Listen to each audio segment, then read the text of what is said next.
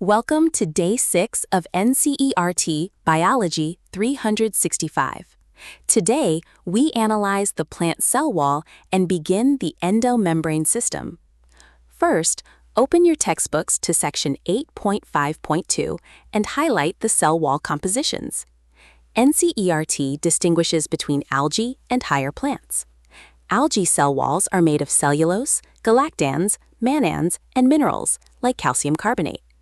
Plants, however, utilize cellulose, hemicellulose, pectins, and proteins. This specific chemical contrast is a regular feature in NEET matching questions. NCERT describes how the cell wall develops. A young cell has a primary wall, capable of growth.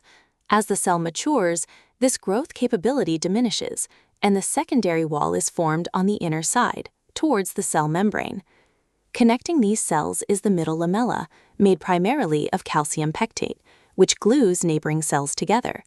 This barrier is traversed by plasmodesmata, which are cytoplasmic bridges connecting neighboring plant cells. Now, let's transition to the endomembrane system. Why are certain organelles grouped together here, while they are structurally distinct? NCERT answers, because their functions are coordinated. This system includes the Golgi, lysosomes, and vacuoles. Note this critical exception. Mitochondria, chloroplasts, and peroxisomes are not part of the endomembrane system because their functions are not coordinated with these four. This exclusion list is a common target for CBT questions. The endoplasmic reticulum forms a network of tiny tubular structures scattered in the cytoplasm.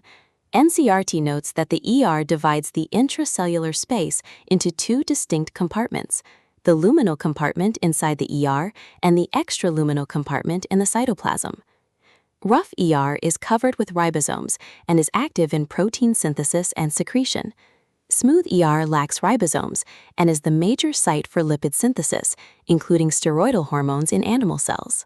Discovered by Camillo Golgi in 1898, this organelle consists of flat, parallel sacs or cisternae measuring 0.5 to 1.0 micrometers in diameter. The Golgi has a distinct polarity, a convex cis or forming face that receives vesicles from the and a concave trans or maturing face that releases packaged materials.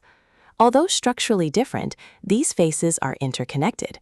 The Golgi is the primary site for the formation of glycoproteins and glycolipids. Remember this biochemical function. Lysosomes are membrane-bound vesicles formed by packaging in the Golgi. They are packed with hydrolytic enzymes active at an acidic pH, capable of digesting carbohydrates, lipids, proteins, and nucleic acids. Vacuoles are bound by a single membrane called the tonoplast. In plant cells, they can occupy up to 90% of the cell volume. Mark this crucial transport concept. The tonoplast actively transports ions and other materials against concentration gradients into the vacuole. Consequently, the concentration of these ions is significantly higher inside the vacuole than in the cytoplasm. Also remember that amoeba uses contractile vacuoles for osmoregulation and excretion. We have covered the cell wall and the endomembrane system. Now, click the link in the description and take the Day 6 CBT practice quiz to test your memory. Also watch Day 6 podcast form. Tomorrow, on Day 7, we analyze the powerhouses of the cell, mitochondria and plastids. Click to subscribe and keep your daily streak going.